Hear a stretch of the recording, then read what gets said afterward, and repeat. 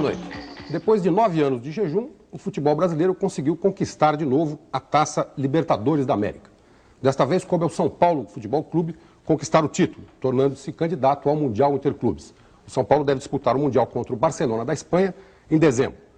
Nesta campanha vitoriosa, e em outras, dirigiu o São Paulo um treinador magro, aparentemente mal-humorado, que no passado jogou como ponta esquerda do Fluminense do Rio. Um treinador que colecionou muitos títulos ao longo de sua carreira e foi considerado pelo Dr. Sócrates, talvez hoje mais conhecido como o irmão do Raí, o grande gênio tático do futebol do mundo. Esse gênio chama-se Tele Santana e é o convidado desta noite do Roda Viva, que está começando agora pela TV Cultura de São Paulo. Lembramos que o Roda Viva também é transmitido pela TV Minas Cultural e Educativa, TVE da Bahia, TVE do Ceará, TVE do Piauí e TVE do Mato Grosso do Sul. E é retransmitido a partir das 10h30 da noite pela TVE do Rio de Janeiro para todas as emissoras que compõem a Rede Brasil. Tele Santana tem 61 anos, nasceu em Itabirito, Minas Gerais. Como jogador atuou pelo Fluminense, Madureira e Vasco da Gama, os 3 do Rio, e pelo Guarani de Campinas. Como técnico, conquistou quase todos os títulos possíveis. Campeão carioca, paulista, mineiro, gaúcho, campeão brasileiro, campeão da Taça Libertadores da América. Só não conseguiu ser campeão do mundo com a seleção brasileira, que dirigiu por 2 vezes em 88 e 86. Os maldosos chegaram a dizer que Tele Santana era pé frio, pois não conseguiu ganhar a Copa com uma das melhores seleções já formada em toda a história do futebol brasileiro. Tomara que todo time de futebol tenha um técnico pé frio como o Tele. Certamente não irão lhe faltar títulos. Para entrevistar Tele Santana esta noite no Roda Viva, nós convidamos Roberto Benevides, colunista de esportes do jornal O Estado de São Paulo. Osmar Santos, comentarista de esportes da Rádio Globo. Sérgio Saleitão, editor de esportes da Folha de São Paulo. Roberto Basqueira, repórter do Jornal do Brasil. Luiz Alberto Volpe, editor de esportes da TV Cultura. Sidney Mazzoni, subeditor de esportes do Jornal da Tarde. Roberto Avalone, diretor de esportes da TV Gazeta. E Wilson Ferreira Júnior, repórter da rede OM de televisão. Você que está em casa assistindo o Roda Viva e quiser fazer perguntas por telefone, pode chamar 252-6525. 252-6525. A Shizuka, a Cristina e a Márcia estarão anotando suas perguntas. Boa noite, Tele. Boa noite. Você sempre defendeu, e é até considerado talvez o último técnico romântico do futebol brasileiro, sempre defendeu um futebol bonito, um futebol de gols, ofensivo, futebol arte. Agora, essa final da Taça Libertadores não foi muito assim, quer dizer, foi 1-0 lá, gol de pênalti. 1-0 aqui, gol de pênalti. A decisão, disputa de pênalti. Você sentou mais o pé no chão e resolveu esquecer um pouquinho mais a arte em função dos títulos ou são contingências da disputa, da final? Bom, eu diria que nas 2 partidas, quem assistiu viu que o São Paulo atacou, tanto lá em Rosário como aqui. Procurou fazer os gols e perdeu os gols lá e aqui. Isso não quer dizer que seja um time ofensivo que consiga fazer os gols que cria. Mas nós criamos lá, criamos aqui e tivemos um futebol ofensivo. Mas, infelizmente, as duas partidas terminaram em 1-0, um gol de pênalti para cada lado. Mas continuamos acreditando no futebol, muito embora uma decisão não se apresenta, quase nunca se apresenta um bom futebol. Como é que é isso? Me conta agora, parece que você depois do jogo tirou o sapato, mostrou o pé para a imprensa. Como é que foi essa história? Não, desmentir essa história de pé frio? Não, eu não mostro não, porque ainda quando nós ganhamos o primeiro título aqui, lá em Bragança Paulista, a primeira pergunta dos repórteres no campo foi: essa é a resposta que você dá a alguém? Não tem que dar resposta a ninguém. Eu sei o que eu fiz dentro do futebol, o que eu consegui, o que eu conquistei desde que comecei jogando futebol no Fluminense. Eu sei o que é que eu conquistei. Então, não é um ou outro que fala que eu sou pé frio que eu vou me preocupar. No início até me chateou um pouco, e eu andava dizendo, e eu tenho todos os títulos na cabeça, andava dizendo, não, eu ganhei isso, eu ganhei aquilo. Depois eu deixei de lado, porque são pessoas que não mereciam nem que eu respondesse. Agora, você acha que com essa... Foi o 3º título consecutivo recente pelo São Paulo? Nós disputamos 4, ganhamos 3. Você acha que com essa conquista, essa história está morta? Aliás, comentaram, desculpe, eu no começo do programa disse que você era aparentemente mal-humorado, você já fez um gesto assim, como se fosse fazer uma observação, mas eu me lembro que na cobertura da imprensa sobre o título de São Paulo, as pessoas disseram maravilhadas, o Tele Santana sorriu. Como é que é essa história? Você é uma pessoa mal-humorada, não gosta de dar muita conversa? Eu sou uma pessoa muito alegre. Às vezes, diante das câmeras, eu fico um pouco sisudo, porque também eu tenho que estar sempre atento às perguntas que vão me fazer, que quase sempre são perguntas, às vezes, maliciosas. E eu que tenho que estar preparado, com o pé atrás, e como mineiro eu sou assim. Mas eu sou uma pessoa extrovertida, alegre, eu estou com os amigos, eu estou contando piada, com a família eu sou um dos mais alegres, com os irmãos, com os sobrinhos, com os netos. Então eu não sou nada disso. Muita gente pergunta assim, mas você na televisão é completamente diferente. Eu pensei que você fosse um cara sisudo, carrancudo e tal.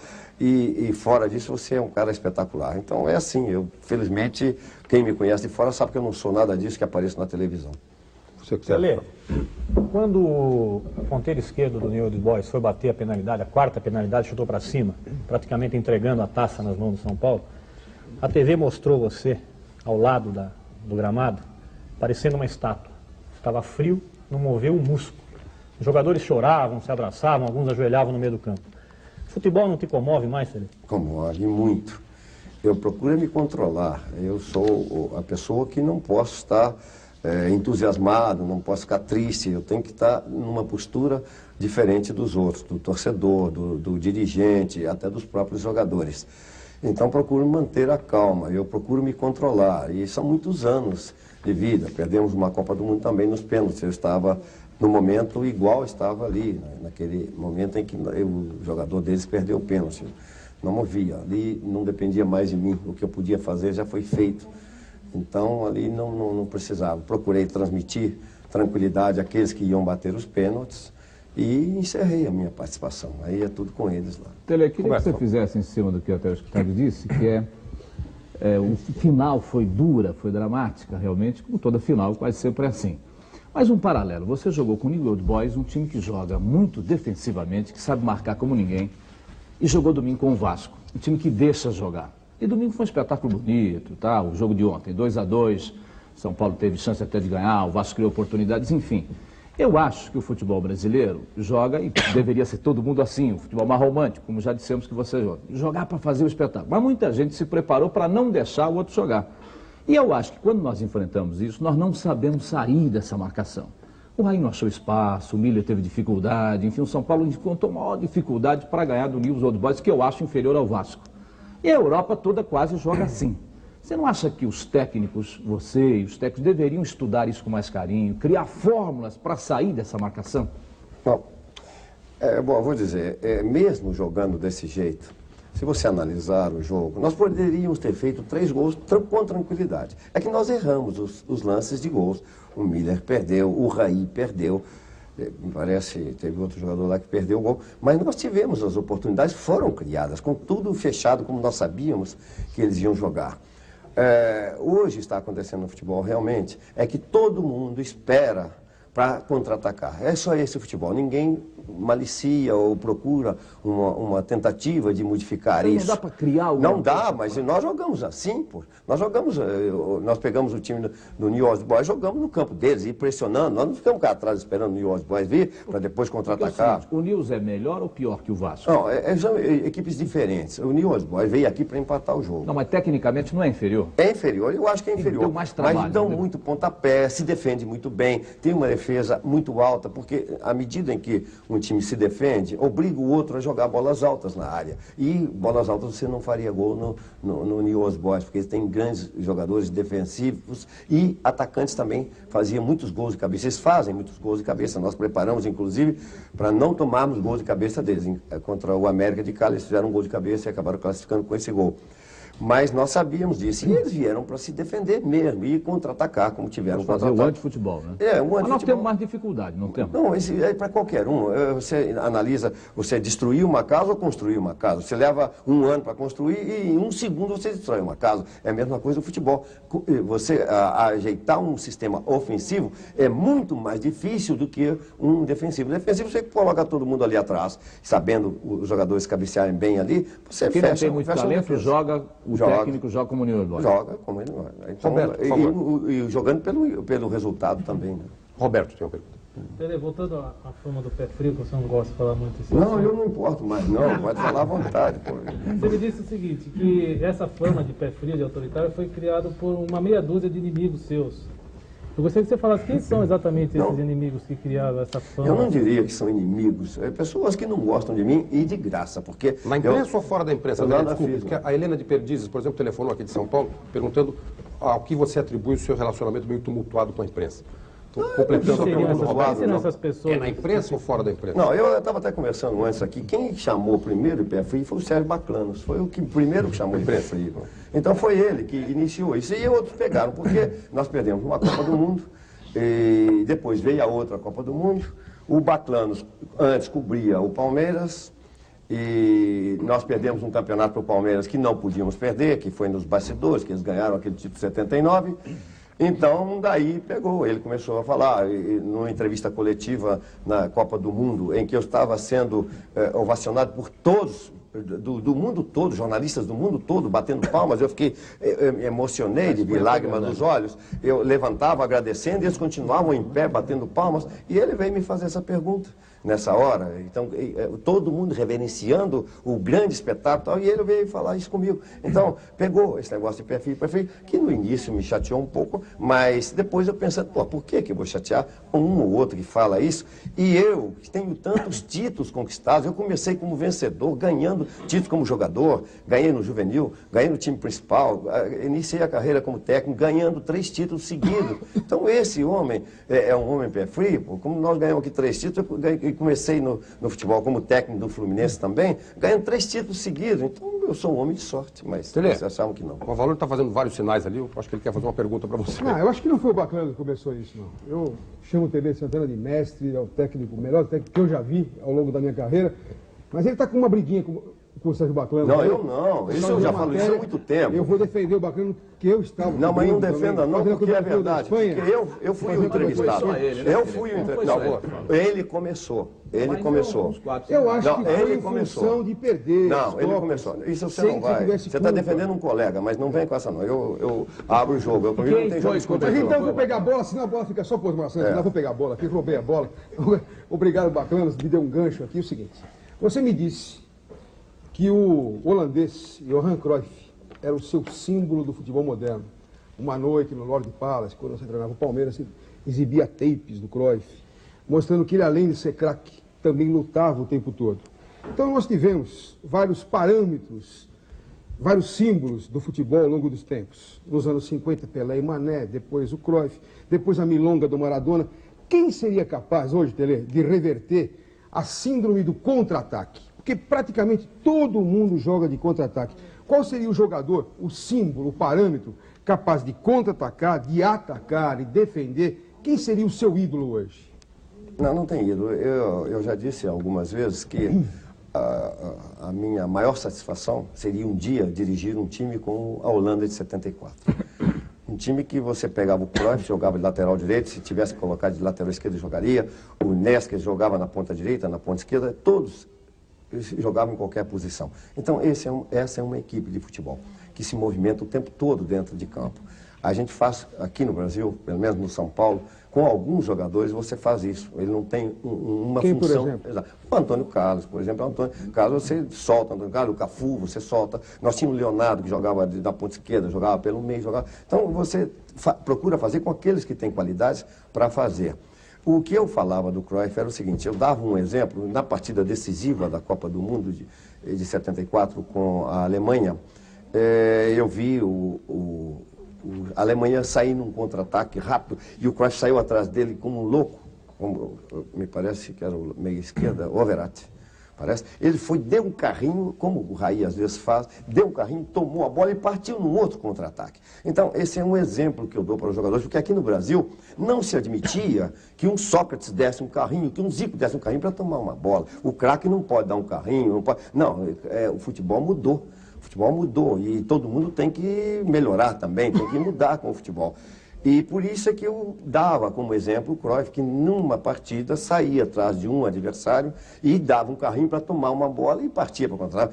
Aqui no Brasil, o craque ficava esperando só. O cabeça de bagre toma a bola, me entrega e eu vou jogar. Como o Didi. Então isso não existe mais no futebol, não se pode mais jogar assim. O Raí mesmo, quando eu cheguei no São Paulo, ele era um jogador que não participava na tomada de bola, como era o Sócrates também, quando chegou na seleção. Então, o Raí entendeu perfeitamente e hoje é um jogador que luta, que briga pela posse da bola, que dá aqueles carrinhos e sabe dar muito bem como o europeu. Ele dá com o pé, puxa a bola sem fazer falta e sai com ela.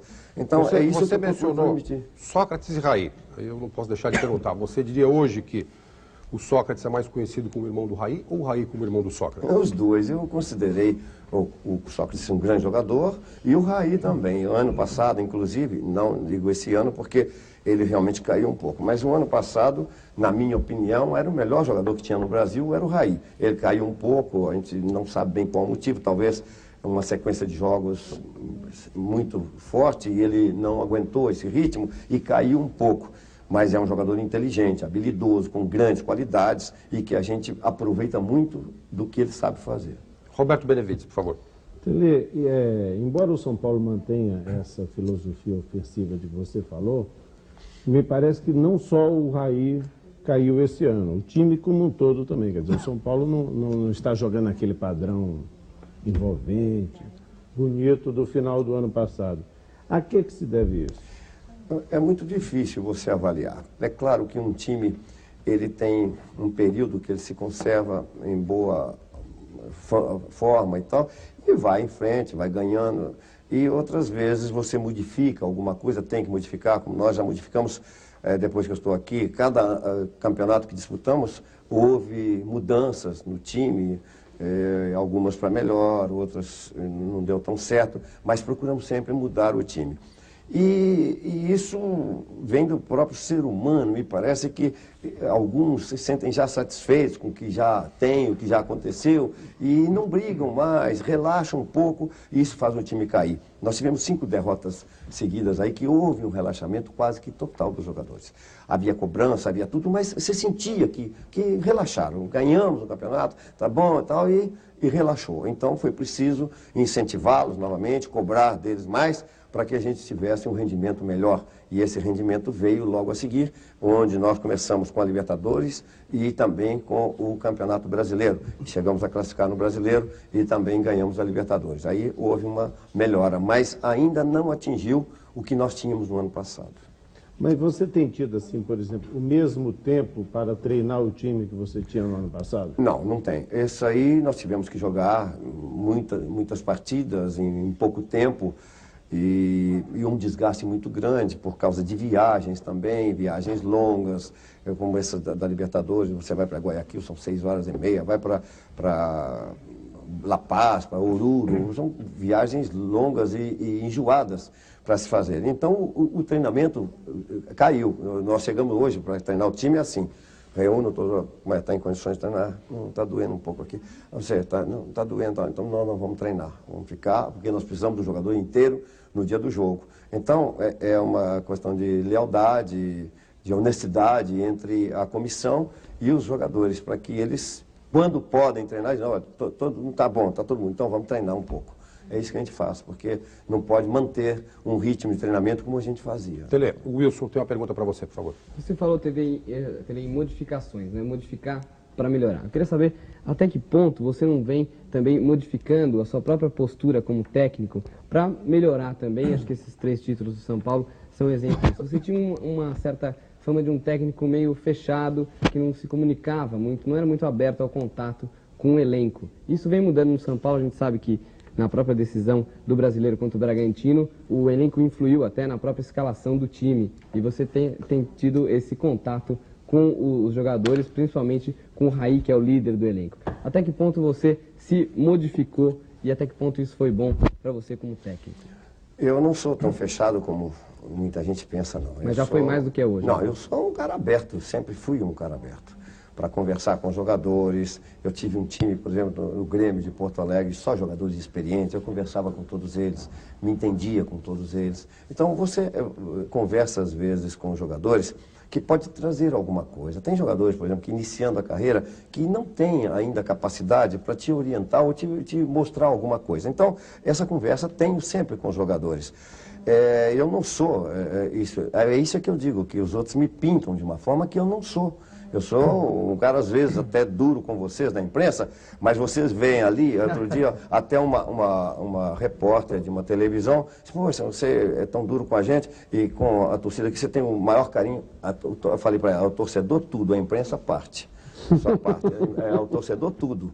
Eu fui torcedor e sei, então eu dou tudo ao torcedor. Eu não saio dali sem dar o último autógrafo. Pode ter 100 pessoas lá, está me pedindo autógrafo, eu não paro ali. Mas para vocês eu já não tenho essa paciência, porque também vocês não são isso tudo que vocês querem fazer, não. Vocês botam a gente contra o fogo, contra tudo, às vezes mentem, como outro dia o próprio Sérgio Baclanos disse uma mentira lá, disse uma mentira e eu fui em cima dele na presença de torcedor, na presença de jornalistas, na presença de diretores e de jogadores. Porque são coisas que eu não aceito da imprensa. Inventar e mentir. Vocês não podem. Que a imprensa inventa muito, Tele? Alguns inventam. Essa foi uma invenção, que ele disse no jornal dele que eu tinha pedido à diretoria uma extensão do telefone para botar no meu pai para ficar ouvindo conversa de jogador. Então eu fui obrigado a dar uma bronca nele ali, porque eu falei, eu não sou moleque, isso é coisa de moleque. Nunca pedi nada e nem pedi à diretoria para botar telefone no meu quarto. Eles quiseram colocar, mas de um número diferente que ninguém fala nesse telefone lá, a não ser eu. Então foi só para mostrar que eu não aceito invenções e mentira. E muitos inventam e muitos também mentem. Então a verdade é essa. Que a gente tem que estar sempre com o pé atrás, porque senão eles montam. Volpe, tem uma pergunta para você. A torcida do São Paulo agora é formada por muitos jovens, né? Uma torcida jovem, e já acostumada a vitórias. Como é que você analisa o comportamento da torcida nessa final? Que quando o jogo começou a ficar difícil, o tempo passava, o gol não saía, ela ficou completamente em pânico, muda. Até que você teve que levantar do banco para pedir o apoio da torcida. Foi aquela tensão, só houve a distensão na hora que o Zete pegou o pênalti. Você acha que essa nova torcida do São Paulo está despreparada para apoiar o time em momentos desfavoráveis? E o time sentiu a falta desse apoio? Só para complementar, Tele, ainda sobre torcida, quer dizer, o Marinho da Rocha aqui de São Paulo telefonou perguntando como você vê a violência entre as torcidas. Quer dizer, complementando a pergunta do Bruno. Eu diria que eu acho que a torcida não estava acreditando no título, estava com medo de perder. E então todo mundo ficou quieto no estádio. E um estádio com aquele lotado como estava, tinha que estar incentivando o nosso time, que nós poderíamos até com esse incentivo ganhar de 2-0, porque faltou esse incentivo no momento certo, aquele que nós saímos do banco e começamos a gritar para a torcida para que ela participasse também, porque nos ajuda muito. Ela estava quietinha lá no canto, parece que não acreditando na nossa vitória. Então, foi preciso fazer aquilo. E eu acho que foi só isso, foi receio, talvez, de não conquistar. Eu tive um ano no Grêmio, e o último jogo nosso também, foi preciso fazer isso, sair do banco e começar a gritar para a torcida, porque há 8 anos o Internacional era campeão, e nós estávamos vencendo em 1-0 e terminando o jogo, e todo mundo encolhido, quietinho, lá sem torcer, no nosso campo, todo quietinho, encolhido, e parece que eles não estavam acreditando que depois de 8 anos eles pudessem ser campeões. E aí foi preciso gritar tal para a torcida, mas eles estavam com medo, e me pareceu também que foi isso que aconteceu aí. Quanto à torcida, eu acho que o torcedor tem que ir para o campo para torcer, para incentivar o seu time, seja do Corinthians, do Palmeiras, do Santos, da Portuguesa, do São Paulo. Não tem que brigar, não tem que falar palavrão no campo. Aquilo ali é um incentivo para o jogador que tem que ser. Não é procurar briga com polícia, briga com a torcida adversário. Todo mundo tem que chegar em casa com saúde, pelo menos. Às vezes até um pouco triste, porque seu time perdeu, e alegre quando ganha. Mas esquecer negócio de briga, eu queria que fizesse uma campanha, porque antes de qualquer jogo, vai jogar São Paulo e Corinthians, há aquela divisão, então abriam claro ali, chamavam a torcida do São Paulo e do Corinthians, se reunia ali, gritavam o nome dos seus clubes, separava outra vez, ia torcer cada um para o seu lado e acabar com esse negócio, porque ninguém vai a campo para morrer, para matar, nem para brigar, não pode ser assim. Então, o meu pensamento é esse com relação à Só para completar a roda, antes de passar ali para o Sérgio, eu só comentaria que nada mais natural que o Internacional de Porto Alegre ser campeão durante 8 anos. Sérgio tem uma Agora está ao contrário. Agora está ao contrário. Eu sei, esse é que é o problema. O seu tema notório é paciência para ensinar fundamentos para os jogadores nos treinos. Isso já foi observado por várias pessoas que cobrem em São Paulo. Vem o senhor ensinando cruzamentos, enfim, os fundamentos básicos do futebol. Nós podemos constatar um fenômeno que é o seguinte: dezenas de jogadores surgem nas divisões inferiores, em eventos como a Taça São Paulo de Futebol Júnior, chegam às seleções inferiores e depois desaparecem. Qual é o problema? Porque o Brasil não é mais capaz de gerar jogadores inteligentes e técnicos. O que acontece no meio do caminho e essas gerações se perdem?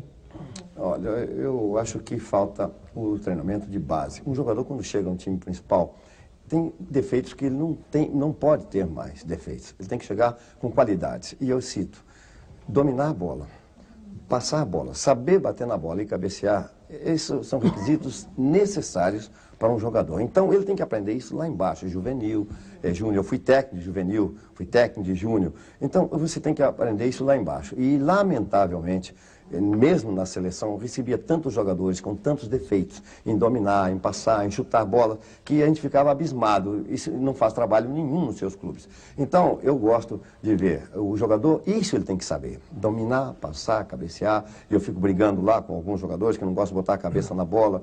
E fico mesmo, porque cobro, às vezes dói um pouquinho, mas dói porque eles não sabem bater no lugar certo. Se bater na testa, a bola não dói, mas todo mundo quer cabecear com isso aqui, acha que é com a cabeça que cabeceia a bola. Cabeça de bagre.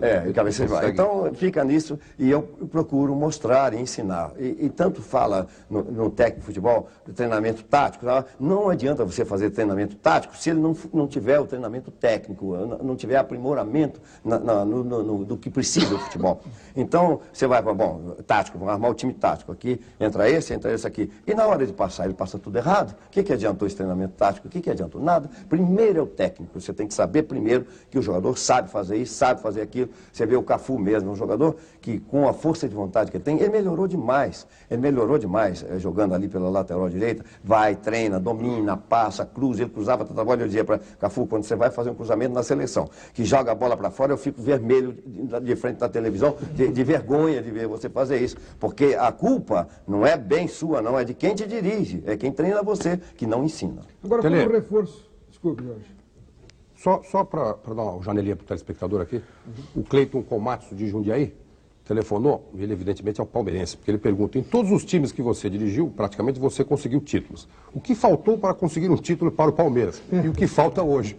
O que faltou para o Palmeiras foi em 79, a bagunça que fizeram no campeonato. O Corinthians se recusou a jogar contra a Ponte Preta e parou o campeonato por causa disso. O time do Palmeiras era infinitamente superior a todos os outros. Foi aquela fase que nós fomos no Rio de Janeiro, Flamengo com o Timaço, ganhamos de 4-1. Aqui nós ganhamos de 5 de um, 4 de outro, 3 de outro. É assim que nós jogávamos. A torcida já ficava esperando 4, 5, ficava pedindo os gols, que nós ganhamos vários jogos aqui por 5-1. Nós ganhamos vários jogos. Então, naquele ano, diante dessa recusa, o campeonato parou e só recomeçou depois das férias, um mês e tanto depois, com treinamentos iniciados, igualou todo mundo e nós acabamos perdendo o campeonato. Essa foi uma razão que nós perdemos o campeonato. Já agora, nessa fase aqui, eu não cheguei nem a completar um campeonato quando eu estive no Palmeiras essa última vez. Roberto Avalone? Depois em relação ao Palmeiras, tem alguns milagres, né? Que escanteios que o Baroninho que fazia assim, o Teleiro obrigado a fazer assim, boa Baroninho, não fazia, e cabeçada do Polozzi. Mas em reforço à tese do Sérgio, sobre os fundamentos, que é onde você se aprimora bastante, tem me chamado a atenção, Tele, que nós fomos perdendo ao longo dos tempos, nós, os brasileiros, o poder do arremate, que era um dos pontos fortes da seleção brasileira, do futebol brasileiro, Didi, Jair Rosa Pinto, Pepe. E os europeus foram ganhando corpo nesse item. Mesmo nessa Copa de agora, a Copa Europeia, se bem que a Holanda tem aquele esquema rotativo, tem uma novidade tática de 3 defendendo e todo mundo circulando, mas tem sempre o reforço do arremate. Você viu Coleman, quantas bolas, quantos gols e quantas jogadas preparou com arremate, o alemão Hasler. Por que nós perdemos espaço para o europeu nesse item, Tele? Bom, eu vou explicar em parte. Você falou em jogadores aí que batiam mais bola parada, Pepe, Nelinho, Jair Rosa Pinto, Neto hoje bate. Agora, existe... Não é uma desculpa, mas realmente nós temos uma deficiência, tanto em gramados como em bolas. As bolas são melhores, as europeias, os gramados são melhores e há mais facilidade para isso. Os jogadores são melhores? Hein? Os jogadores não, eu nivelo assim, não acho assim não. Eu estou vendo essa Copa Europeia aí, por exemplo, eu não estou vendo nada além do que nós fizemos aqui não. Até jogando em campos bons, eu não estou vendo muita coisa não. O futebol ainda está no mesmo nível, não há problema não. O Brasil acabou de ir agora à Europa com um time montado assim na hora, empatou com a Inglaterra, podia ter ganho e ganhou do Milan, que é considerada a melhor equipe. Então, o futebol está muito nivelado.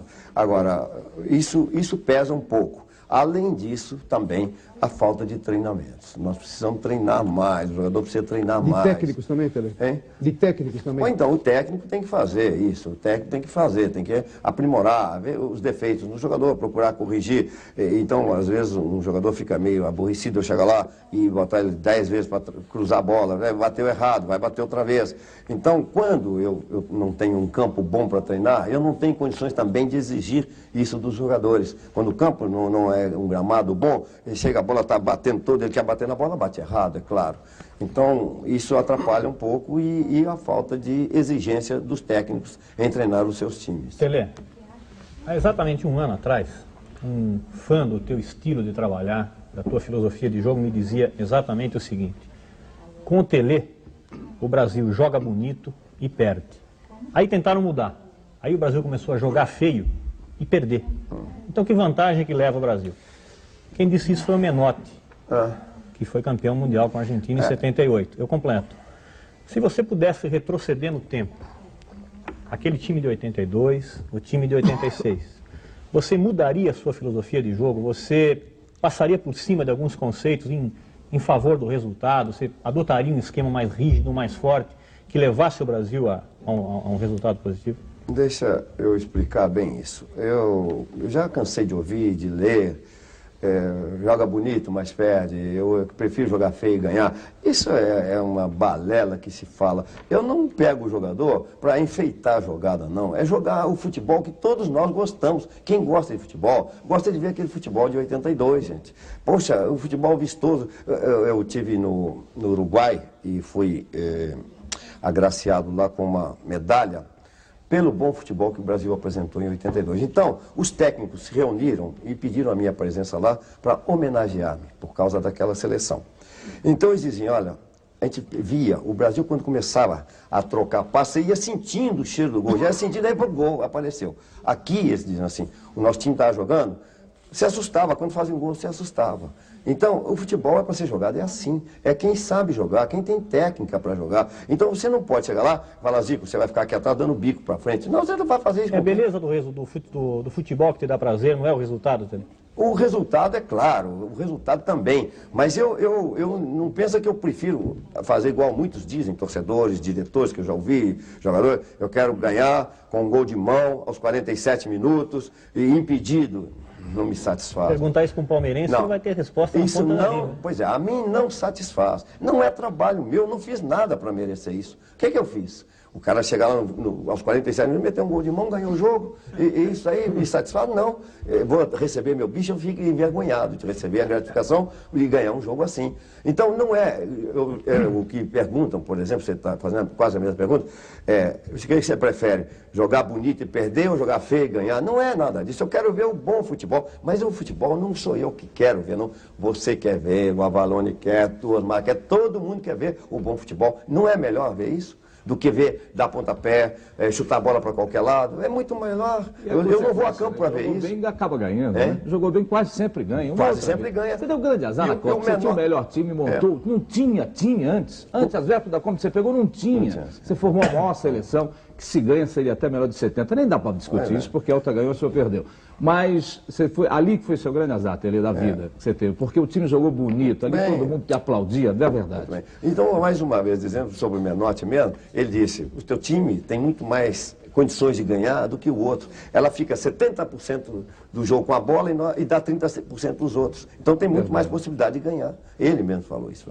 Agora, Tele, eu queria discutir com você, a última vez que nós tivemos aqui, no mesmo Roda Viva, a discussão era se você ia parar ou não. Você lembra? Você tinha acabado de ganhar o Campeonato Brasileiro. Acho até que ele disse que ia sair do São Paulo. Não, ele disse, olha, eu vou conversar ainda hoje à noite. Saiu do programa e estavam os diretores do São Paulo, estava o Caboclo, estava não sei mais quem. Ele, talvez eu continue mais um pouquinho, foi aqui nesse programa.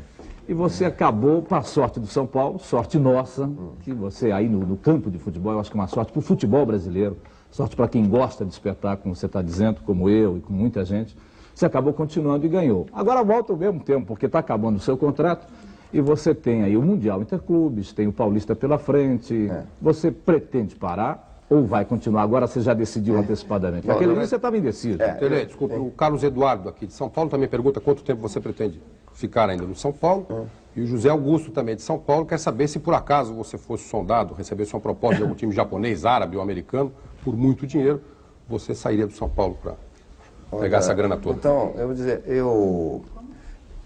não é bem contrato, é a palavra, né, que eu tenho com o São Paulo, de ficar até o final dos 2 campeonatos que nós estávamos disputando. Já acabou a Libertadores e em julho acaba o Brasileiro.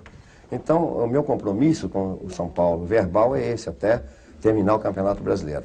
E eu não estou fazendo força para pensar nisso agora. Eu vou pensar no Brasileiro, ver se a gente consegue ganhar mais esse título e depois, então, pensar. Quanto a outra pergunta aí, eu não tenho, assim, muita intenção de sair do Brasil. Mas se fosse uma grande proposta, aí o futebol japonês agora está abrindo uma nova área aí para os técnicos, se for para ganhar muito bem, fazer um grande contrato, posso até ir. Mas o meu pensamento realmente seria mais para parar. E eu explico bem, não é que eu não esteja mais precisando de dinheiro, não é nada disso não. É que eu quero viver um pouco, eu disse naquela oportunidade, eu já dizia isso, há um ano atrás, eu dizia, eu quero um pouquinho mais, de viver um pouco mais com a minha família, meus netos crescendo, eu longe deles e tal. Então eu quero ver se eu ainda vivo um pouco, porque hoje, se ele disse 61, eu faço 61 mês que vem ainda.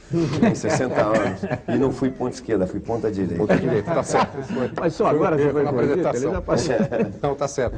Foi ponta direita e não ponta esquerda. Inclusive é a observação que faz o telespectador Odir Machado, aqui de São Paulo. Mas não fascina você agora, ter desculpe, Wilson, só um minutinho. Desculpe interrompê-la, que eu quero fazer aqui uma Mundial Interclube, você não pode abandonar antes, Tele. Antes que o personagem da pergunta vá dormir, até porque pode ficar muito tarde. Tá certo. Você me fizeram uma pergunta sobre a questão da torcida de São Paulo. Você disse que a torcida talvez ainda seja um pouco insegura. E eu lhe perguntaria, talvez a torcida do São Paulo seja muito jovem, ou seja, a torcida do São Paulo tem crescido muito. Os jovens têm se tornado são paulinos, vamos dizer assim. Eu tenho até um exemplo, eu tenho 4 filhos, as minhas 2 filhas, de repente, decidiram torcer pelo São Paulo. Eu só consegui controlar os 2 meninos, que ainda torcem pelo Internacional. Então, está meio dividido ali. Mas até quando chegou aqui para o Roda Viva, mostrou uma carta fantástica, maravilhosa. De emocionar, né? O garoto Bernard, ele tem 9 anos, é aqui de São Paulo, e ele escreveu para você, dizendo que adora o São Paulo, adora você, gostaria de conhecê-lo, não tem nada do São Paulo, eu vi inclusive você que telefonou para ele. Ele até diz, se eu soubesse onde o senhor mora, eu até mandaria uma geleia que a mamãe faz e que é uma delícia. Isso é tão simples, tão bonito. Então, quer dizer, há vários garotos como o Bernard que, de repente, passaram a torcer pelo São Paulo. E o São Paulo, ao contrário dos outros times anteriores de grandes torcidas, ou que ganharam grandes torcidas, não tem um jogador, por exemplo, o Santos se tornou um time de muita torcida a partir do Pelé. Quer dizer, o Santos tinha um grande time, mas tinha o Pelé. O São Paulo não tem um Pelé, quer dizer, ele tem uma equipe, tem um time eficiente que está ganhando campeonatos, etc. Como é que você vê esse fenômeno da torcida do São Paulo e desses torcedores jovens? Principalmente o jovem, ele está começando a torcer, ele não tem ainda uma definição. Às vezes o pai obriga, como você obriga os seus filhos a torcer para o Internacional. Mas apenas continuaram torcendo para o Internacional. Mas muitos pais não tomam ciência do que o garoto faz, torcendo para quem. Então, ele prefere torcer para aquilo que está ganhando, para ele não ser gozado pelos outros. Então isso acontece muito entre as crianças. Tem um pai que é palmeirense, mas o São Paulo está ganhando. Então é o São Paulo, porque ele vai chegar no colégio, um vai brincar, pô, teu time perdeu, teu time não ganha. Então ele vai chegar, não, eu sou São Paulino, São Paulo está ganhando. Então isso acontece muito e isso faz realmente o time crescer. A época do Santos tinha realmente o Pelé, que mesmo aqueles que não eram torcedores do Santos ia para campo para ver. Aí é que eu volto àquela pergunta. Por que eu ia a campo para ver o Santos jogar? Por quê? Eu não sou santista, eu não torcia pelo Santos, não era isso, mas um grande time, claro. Eu queria ver o bom futebol. Eu falei de uma seleção que eu não torci por ela, mas passei a torcer durante os jogos que eu via, a seleção da Holanda, que aquilo é futebol, a Hungria em 54, então eu quero ver bom futebol. E o garoto também, ele vê a fama dos jogadores, ele vai vendo o time ganhar, ele passa a torcer para aquele time, continuar sempre sendo vencedor. Você vai ver o time do Wilson, Parreira por favor. jogar ou não, Tê? Hein? Você vai ver o time do Parreira jogar ou não dá pra ver? Quando? Quando jogar a seleção, o time Eu dele. vejo sempre, né? Pela televisão, mas vejo sempre. Mas não te leva a campo para ver o futebol que você gosta? Ainda não, mas pode vir até a jogar, né? O futebol que a gente pensa que um dia podemos voltar a jogar, né?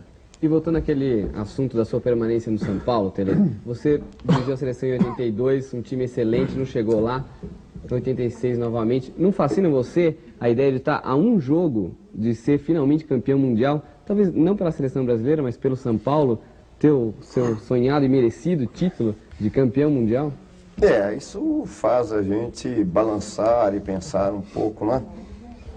Porque foi um trabalho que foi feito até agora, um trabalho muito bom, e mérito para todos aqueles que trabalharam, os funcionários, a comissão técnica toda, os próprios jogadores, a diretoria, todo mundo trabalhou, né? Então, agora, num momento desse, a gente pensa realmente, vai chegar um único jogo lá em dezembro, e que pode se sagrar campeão do mundo e tal. Então dá para a gente balançar e pensar um pouco mais, vamos ver. Então o Bernardo, de 9 anos, que está lá em casa, ele pode ficar mais tranquilo? Né? Vamos ver se dá. Eu vou trazer o Bernardo aqui ainda para ver os nossos treinamentos, conhecer todos os jogadores. Esse Bernardo de 9 anos, em 94, na Copa dos Estados Unidos, vai ter 11. E talvez ele venha ver um futebol que você supõe que o time do Parreira venha jogar. Agora, é possível jogar esse futebol, Tele, sem treinar? Nós estamos numa recessão econômica com um número constante de jogadores. Você seria capaz de montar um time com jogadores do exterior? Quer dizer, como é que se comporta o jogador brasileiro que atua lá fora quando vem para uma seleção brasileira? Ele leva a sério? Eu acho que primeiro precisa realmente treinar, ter tempo para treinar. Isso aí não é mágica, não é milagre que um técnico faz, pegar, bota você ali, está tudo resolvido e é um grande time. Assim não se faz. Precisa de haver entendimento. Futebol é conjunto, tem que haver entendimento. E os jogadores que estão lá fora, as restrições que se faz a esses jogadores, as restrições que se fazem, é o seguinte, é que eles ganham muito bem lá. E eu acho que a seleção não é para você ficar rico, não é para você ganhar, é para você defender. E eu sempre fui contra o problema de brigas por causa de gratificações na seleção. Que acontece em toda a Copa. E quase toda a Copa acontece. Aconteceu comigo, acontece. Mas o jogador tem que ficar ciente de que ele está ganhando ali, mesmo não ganhando nada em dinheiro, ele está ganhando muito em fama, em contratos posteriores. Depois de uma Copa do Mundo, ele ganha, ele está investindo nele mesmo. Então não é aquele momento, mais $1.000, mais $5.000, não é isso que resolve. E eu tenho receio, porque lá realmente eles ganham muito mais que os daqui.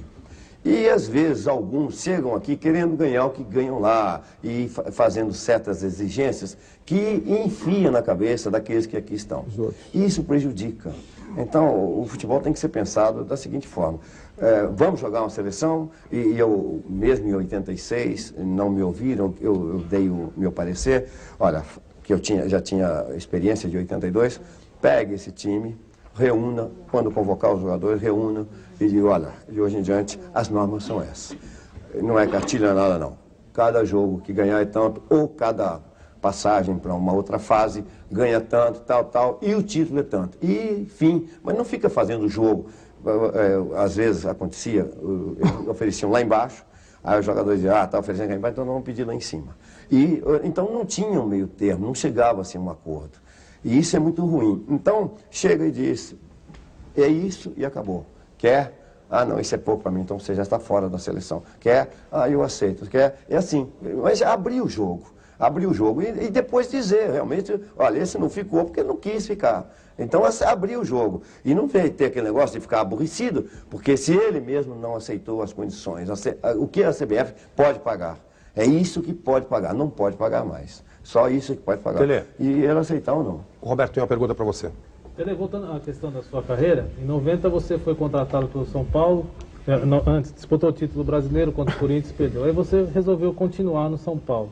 São Paulo contratou o Oscar para que te sucederia depois que você parasse e tal. E você foi continuando, o Oscar pegou e falou, foi embora. Então o que aconteceu nesse episódio do Oscar, que ele resolveu não ficar e não esperar?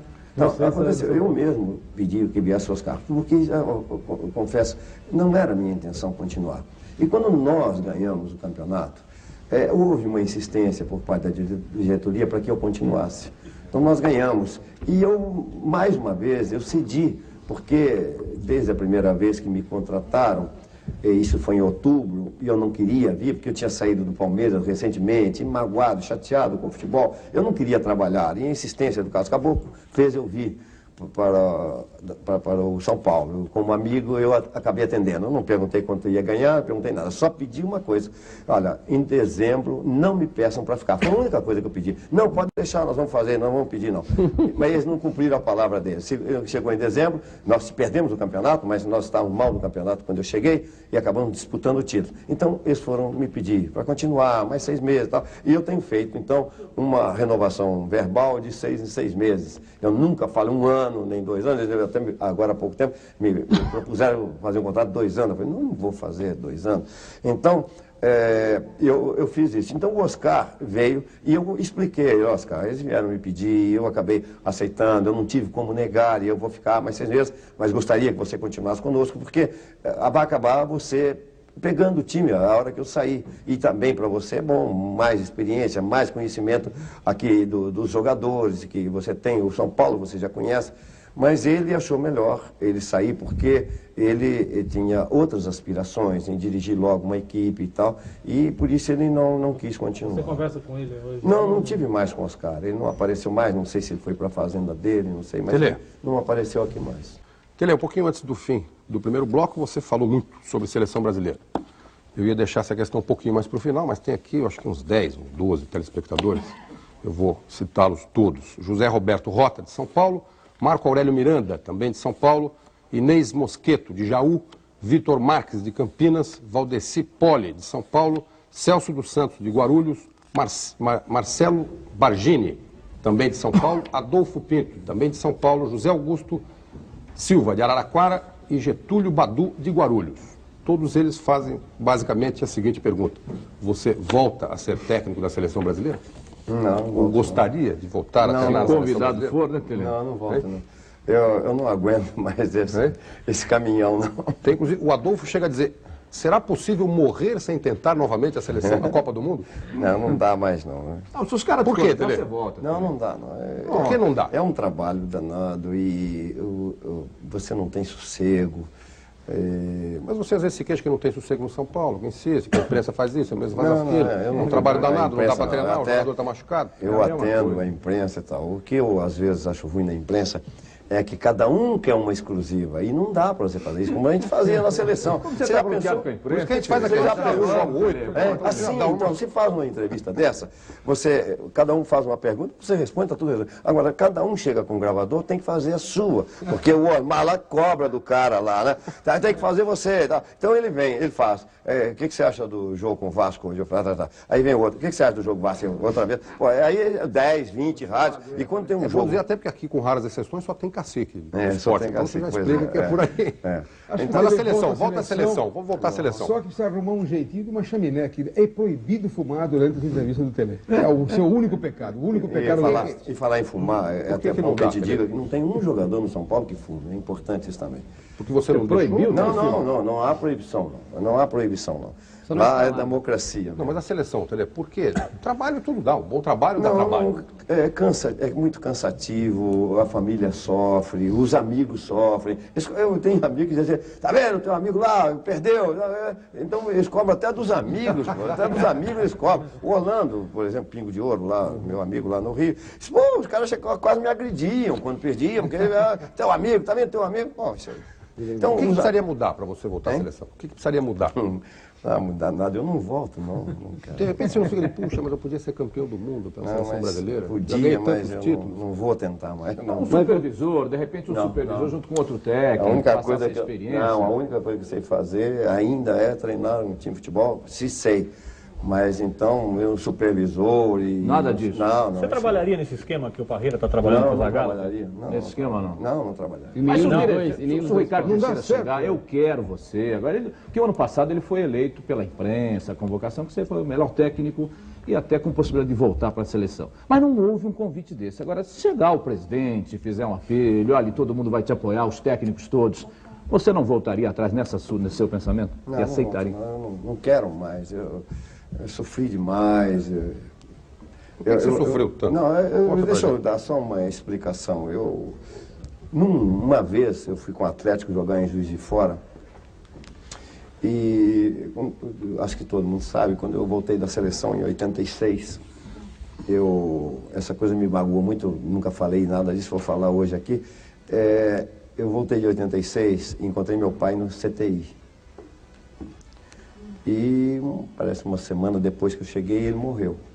Meu pai morreu. Eu fui jogar com o Atlético lá em Juiz de Fora e sentei lá, e o campo lotado, e um torcedor começou a me chatear, me aborrecer, e eu não olhava para ele nem nada. E graças a Deus não olhei porque... Chatear com a seleção, você disse. Tudo isso. E quando ele sentiu que eu não falava nada, ele começou a falar que eu tinha matado meu pai.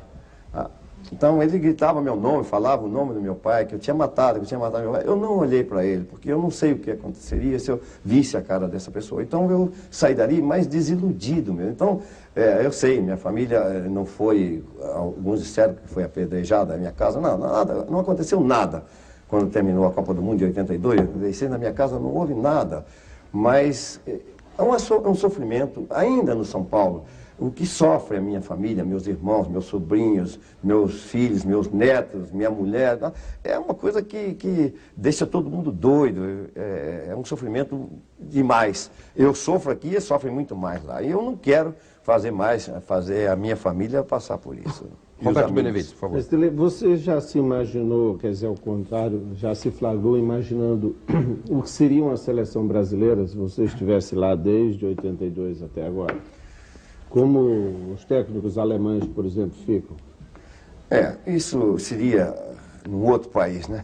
Você falou bem, Alemanha pode, a Alemanha perde, não há essa confusão, não há nada, ninguém te chama de burro, não te põe no jornal com as orelhas desse tamanho, não acontece nada disso. A gente mais consciente e reconhecedora do trabalho que foi feito, que ninguém pode negar. Naquele momento, todo mundo fica aborrecido porque não ganhou, e eu também. Mas tem que reconhecer um trabalho que foi feito. De qualquer maneira, nós tivemos uma grande seleção, reconhecida até hoje. Eu sou, em qualquer país que eu vou, todo mundo fala nessa seleção de 82, e que só foi agora recentemente, reconhecida aqui no Brasil, que realmente foi uma grande seleção. Depois que praticamente nenhuma seleção foi boa mais. Então começaram a lembrar de 82, que aquela foi boa. Não ganhou, mas foi boa. Então, isso aqui, às vezes, dói na gente, porque nem o reconhecimento há. Eu saí de 82 e fui para a Arábia Saudita, fiquei 3 anos na Arábia Saudita, e voltei depois para pegar novamente a seleção em 85 nas eliminatórias. Mas você é um técnico que durante muito tempo teve mais prestígio no exterior do que aqui, pelo menos em termos de imprensa, vamos dizer, de opinião pública. Isso é uma coisa que te magoa, não? Não, aqui no Brasil há muito bairrismo, há muito clubismo, há tudo isso. Então, você sabe que você vai ser sempre achincalhado porque ganhou, o outro não ganhou e tal. Você vai ter problemas, problema de imprensa, porque eu não sou simpático a todo mundo. Tem técnico, eu sei, manda bilhetinho, cartão de onde vai, manda cartão para jornalista. Eu não mando nada. Eu, se almoço com um jornalista, nós dois sentados lá e vamos dividir a despesa. Eu não vou ficar pagando almoço para jornalista, nada. Mas tem outros que fazem isso. Então, eles são mais agraciados com elogios e tal do que outros. Aliás, eu não faço nada. Falar em bairrismo, o Jairo Henrique telefonou de Belo Horizonte perguntando justamente se você acha que o bairrismo existente, principalmente por parte da imprensa, é culpado pela decadência do nosso futebol? Eu acho que prejudica. Eu chego no Rio, por exemplo, eu leio, eles falam que o São Paulo é muito bairrista. Eu chego aqui e falo que o Rio é muito bairrista. Então fica esse negócio. Cada estado fala do outro e tal. Mas que existe, o bairrismo existe. de imprensa, de todo mundo, mas e isso não é bom, não é bom. O valor, quem tem que ser dado o valor. O jogador joga bem, seja paulista, mineiro, carioca, seja o que for, tem que falar bem dele. E não é bom, acabou. Só como reforço, desculpe, eu falo depois, mas só como reforço à tese do Roberto Benevides, o Tele Santana foi eleito no México, Jorge, em 86, e no México, não na Espanha, quando o Brasil encantou o mundo, no México, quando não encantou tanto, foi eleito como o melhor técnico daquela Copa, numa pesquisa entre os jornalistas do mundo que cobriu aquela Copa. Bom. O Tele, você já não aguenta mais seleção, está um pouco cansado de imprensa, está pensando até em sair do país. Na coluna que assina na Folha de São Paulo aos domingos, o empresário Antônio Emílio de Moraes pintava um quadro caótico do país. País doente de analfabetos, desempregados, instituições públicas falidas, ineficientes e tal, uma tragédia. Mas que havia um motivo para comemorar. Esse título do São Paulo na Libertadores, uma conquista brasileira feita de trabalho e eficiência. Eu pergunto para você, que é um profissional tão bem vitorioso como o empresário, você se acha uma exceção dentro do quadro de treinadores brasileiros ou internacionais? E se você concorda com essa visão do empresário de que o país está desabando e está indo para o buraco? Eu acho que está. Desculpe, só complementando a questão do país, um pouquinho antes de começar o programa, você comentou que tinha visto Roda Viva com Aristides Junqueira, o procurador da República, e um pouco se queixou dizendo que ele foi muito mineiro, vamos dizer assim, entre aspas, nas respostas, e devia dar mais esperança ao povo. Ou seja, quer dizer, isso faz parte dessa sua visão, como perguntou o Volpi, sobre o país? Eu acho que é uma figura tão importante hoje no Brasil e que a gente espera tanto dessas pessoas, até do próprio presidente da República, que tem que dar esperança para nós. Nós estamos aqui sem saber o que está acontecendo. Então, não pode ficar, como ele falou, mineiro, mas eu não sou desse tipo, não. Eu não fico em cima do muro, eu tenho que decidir, tenho que fazer alguma coisa. E notícias mais ousadas, decisões tomadas com seriedade e com lealdade para o povo, para que ele quer ouvir isso. Olha, não, nós vamos fazer, e doa quem doer e tal, porque se ficar, não, pode ser, pode não ser, ninguém mais acredita. Nós estamos atravessando uma fase muito difícil, e o que nós precisamos nesse país é de homens. Nós precisamos, e eu considero o doutor Aristides Junqueira um homem. Quando ele entrou, gostei das suas declarações. Quando ele continuou, gostei das suas declarações. Mas eu quero ver um homem assim, como ele iniciou nesse governo Collor. Porque tem momentos que não há mais esperança de ninguém. O povo está querendo uma palavra que você possa acreditar. E ele sentado aqui, ele ficou evasivo, vai, não vai. Eu disse até, no termo que eu usei aqui, que ele foi um pouco vaselina, e não pode ser assim. Nós estamos esperando coisas mais drásticas, mais duras, para que a gente tenha esperança de conseguir alguma coisa. Você ainda acredita no presidente Fernando Collor? Hein? Você ainda acredita no presidente Fernando Collor? Você ouviu o pronunciamento dele ontem na TV? E uma coisa, só para complementar, mas a carência seria de palavras ou de ação efetiva? Porque, como ele mesmo disse, o presidente foi à TV, ele falou, até com uma ênfase tal que muitas pessoas ficaram assustadas, mas a carência de palavras é de ação, entendeu? O problema, a resposta para ele, o problema de acreditar ou não vai depender muito do que está acontecendo. Porque é preciso você ver as decisões tomadas para depois você tomar também a sua decisão de acreditar ou não. Os homens mais importantes do país, no caso o presidente da República, o doutor Aristides Junqueira, eles são homens importantes e que nós precisamos de palavras e das palavras passar a ação, porque se nós ouvirmos e não acreditarmos, também não vai adiantar nada. Então essas pessoas não servem. Então as palavras passam aos atos, das palavras vão passar aos atos, porque nós estamos esperançosos de alguma coisa. Porque todo mundo está perdendo a esperança. Quando se fala em inflação 20, 22, 23, ninguém mais acredita, pois todo dia aumenta tudo. Pô. Como é que vai dizer que a inflação é menor quando tudo aumenta? Você não tem um dia que você vai ao supermercado que não tenha aumento. Eu vou ao supermercado também. Então, como é que pode se acreditar nisso? Então é preciso vir uma palavra que dê um pouco de esperança. E a gente, não adianta eu falar aqui, eu não sou político, eu não sou nada. Então é preciso que eles falem e agem.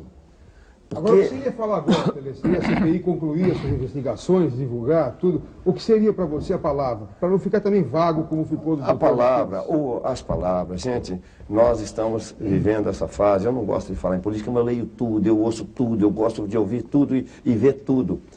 Ninguém mais fala na LBA, ninguém mais fala no Magre, ninguém mais fala no Alcene Guerra, ninguém fala em mais ninguém, acabou, agora é esse agora, é PC só, e já esqueceram tudo que passou. Tem um aí que diz que ficou rico com o negócio de metrô, não conseguiram pegar o homem ainda, então vai passando um em cima do outro e acabando tudo e não se fala nada. O jogador de bola... Será que não tem homem nesse país? Será que não tem? Homem sério? Será que não tem homem sério? O jogador de futebol tem consciência do que acontece do lado de lá do alambrado do telefone? Muita gente tem, muitos têm. No teu time, qual o nível de conscientização, de engajamento? Alguns jogadores, né? Alguns jogadores. Na média, você acha nós temos jogadores aqui, como tem nas outras equipes, que pega o jornal, lê a página do esporte e joga o resto fora. É a média. Como nós outros tem também. É a média. Hein? É a média. A média é mais para pior do que para melhor. Tele, na semana passada, o deputado federal Luiz Mercader esteve no São Paulo, dando uma palestra para os jogadores a respeito da conjuntura nacional. Teve a sua participação nesse acontecimento? Não, ele não foi falar sobre isso. Não foi falar? Não, ele foi falar sobre emprego de capital, o que os jogadores deviam fazer, qual seria a melhor opção e tal. Foi Mas isso que ele foi lá. Não se falou sobre política em nenhum momento? Não se falou. Ele foi só para conversar com os jogadores. Alguns jogadores pediram que queria ter Como investir o dinheiro? Fazer investimento. Como investir o seu dinheiro. Como investir. Agora, você diz que lê tudo, se preocupa com tudo, quer saber de tudo. Você tenta transmitir um pouco para os jogadores que você comanda no São Paulo, em qualquer outro time, essa necessidade de se preocupar com as coisas fora do futebol? Essa nossa função é uma função muito difícil. A cada coisa que você fala, ou que você quer mostrar ao jogador, eu, por exemplo, nunca falei para um jogador, deixa de comprar um carro, compra um apartamento, eu não falo. Porque eu já fico, pô, esse cara vai pegar no meu pé até na minha vida particular e tal, então eu não falo. Eu procuro, de uma certa forma, orientar. Eles me veem lá, por exemplo, lendo um jornal, leio o jornal todo, eu ouço tudo, eu gosto de ver os jornais. Que jornal você lê, Tele? Eu leio, todos os jornais que me chegam às mãos, né? Todos eles eu leio, eu não tenho esse problema tem boas notícias, eu estou lendo, más notícias, boas notícias quase não vê, né? E é lamentável isso, é outra coisa que eu diria. Todo dia pega-se o jornal, é uma má notícia, só má notícia, você não tem uma notícia boa. Mas boa notícia não vende, Tele. Boa notícia não vende. Não vende? É só por isso ou porque só tem más notícias? Tem muita má notícia, mas em geral boa notícia não vende. Se a situação está ruim, você tem que dizer que está ruim. Então, é isso que eu digo, mas não estou culpando, não é o jornal, não. Estou culpando quem deixa só notícia ruim pra gente. Não é um jornal que dá notícia ruim, não. É que você só pega as notícias ruins. Então não vem uma notícia boa, até que enfim apareceu alguma coisa. O 147 vem e tal. Não tem, mas não tem nada disso. Não vem. Eu gostaria que você completasse. Completando ali um pouco, por favor. Se você se considera uma exceção na sua classe profissional. E se já passou sua cabeça, já passou algum interesse político? Se candidatar? Não, eu não tenho essa pretensão de dizer que eu sou exceção. Eu acho que nós temos grandes homens, grandes técnicos, e que muitos pensam da mesma forma que eu penso, mas eu também nunca pensei em política, não. Eu nunca pensei. Eu acho que não é bem que se ganha um dinheiro com muita honestidade. Não é. Esse que eles ganham lá, que eles mesmos aumentam eles. Eu não posso acreditar e confiar em pessoas assim. Chegam lá de uma noite para o dia, deixam vários projetos de votar e tal, e votam no deles. Então, de amanhã nós já passamos a ganhar tanto. Eu não posso conformar com isso, eu não posso acreditar nisso. Eu sou um homem que, embora todos digam que eu sou pão duro, que eu faço isso... Você é pão duro? Tem fama de pão duro, tem fama de pão duro. Eu fiz 3 contratos verbais com o São Paulo sem saber quanto ia ganhar. Mas você tem fama? Em plenas condições de exigir. Você tem fama ou é? Tem pão duro? Eu era. Você é econômico? Não, eu era pão duro. Eu era, já expliquei. Que eu sou de família pobre, eu tinha 9 irmãos, faleceu um recentemente. Você é aposentado, Teleno? Sou. Por isso que você está preocupado com 147? Também Porque eu trabalhei durante muitos anos, trabalho desde 1947. Você vai receber todo mês lá, com o teu carneiro? Claro que vou. Fica na fila lá? Merecidamente. Não, direto para o banco. Né? Essa forma de pé frio aí é também um negócio interessante, porque você tem 3 carros. O principal deles você ganhou. Quer dizer, você tem um apartamento no Rio, um em Belo Horizonte, um em São Paulo. Cada lugar que você trabalha, desse você ocupa seu apartamento para você não pagar aluguel. Tá vendo? E no São Paulo você não está nem precisando ocupar o seu próprio apartamento, porque o São Paulo deu o CT para você. Não tem alguma coisa de verdade nessa história de... É frio não, pão duro. De pão duro, desculpa. Desculpe, de pão duro. Não, até o meu inquilino deve estar ouvindo, assistindo, pô, ele paga muito pouco para tirar. Eu queria que ele já saísse, que eu estaria morando lá, mas ele não sai, diz que sai nesse fim de ano, ele deve estar assistindo e tem que ter pena. Como é que é o nome dele, Tele? São Paulino, Tele? Como é que é o nome dele? Não sei o nome dele. Mas uma dele, você só não comprou um apartamento em Porto Alegre, porque na época o Grêmio pagou um aluguel para você. Só não comprei lá, porque o Grêmio pagou aluguel. Aqui eu vim trabalhar em São Paulo em 73, e para não pagar aluguel, realmente eu comprei um apartamento e fiquei lá em Moema, está lá até agora, hoje. Quem é o você não tem, cada vez, por favor.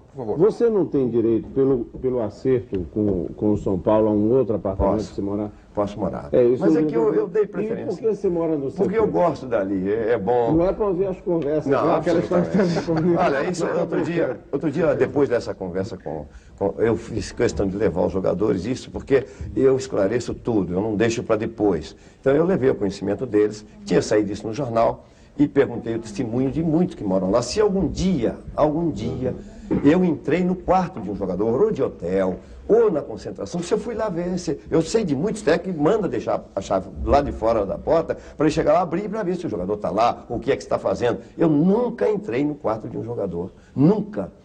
Então, eu pedi, só para esclarecer, para que eles não ficassem desconfiados de mim, porque uma notícia dessa vai fazer o jogador ficar desconfiado, que eu estou querendo ouvir conversa, eu sei lá o que o jogador quer falar, não interessa, não é problema meu. Então, eu não faço, eu passo perto deles, eles fazem o que eles querem lá dentro, eu não chamo atenção para nada. Eu estou dizendo, esse problema é o desgaste que você tem de técnico, e vai passar a ter mais desgaste. Olha, você não pode fazer, olha, esse copo está no chão, não pode. Não, eu não faço nada, eles fazem o que eles querem lá. Eles fazem o que eles querem, só não pode chegar depois de meia-noite. Meia-noite é horário que tem para chegar e que não é nada demais, porque o atleta tem que dormir, tem que treinar no dia seguinte e fora disso mais nada. O horário para as refeições, enfim, o que eles querem fazer, bota som do jeito que eles querem, a altura que eles querem, nunca falam nada. Se fosse verdade, Sócrates não teria dito que você... Sócrates deu essa semana a declaração dizendo que você devia ser o técnico da seleção.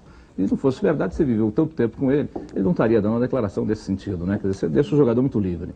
É claro, é livre, ele faz o que ele quer.